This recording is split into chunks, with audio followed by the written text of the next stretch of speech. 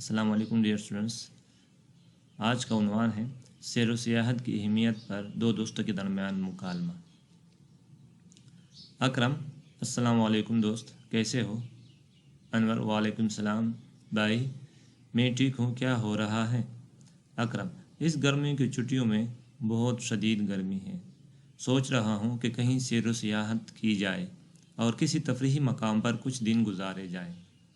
انور: بہت زبردست اکرم بھائی، میں بھی یہی سوچ رہا ہوں، یہ موسم سیر و سیاحت کے لیے بہت ہی مناسب ہے۔ پھر کہاں کا پروگرام ہے؟ انور: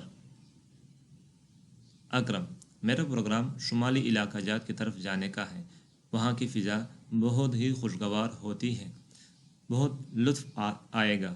اس کے کھانے پینے کے طریقے، مختلف قسم کے لباس اور دیگر چیزوں کے بارے میں معلومات حاصل ہوتی ہیں۔ انور: بہت اچھا یہ لفظ بہت ہے، بہت اچھا۔ سیر و سیاحت سے نئے نئے علاقوں کی ثقافت، رہن سہن اور موسم کا پتہ چلتا ہے اور ان علاقوں سے آگاہی حاصل ہوتی ہے، مختلف لوگوں سے میل ملاپ ہوتا ہے۔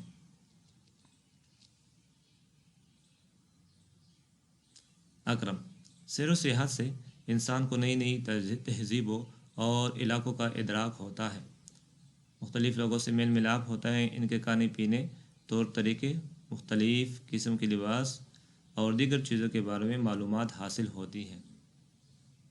انور: ٹھیک کہا آپ نے، تو چلو پھر دوستوں سے مل کر پروگرام کو حتمی شکل دیتے ہیں اور اگلے ہفتے روانہ ہوتے ہیں۔ اکرم: بالکل ٹھیک، سب مل کر شمالی علاقوں کی سیر کو چلتے ہیں، بہت لطف اندوز ہوں گے۔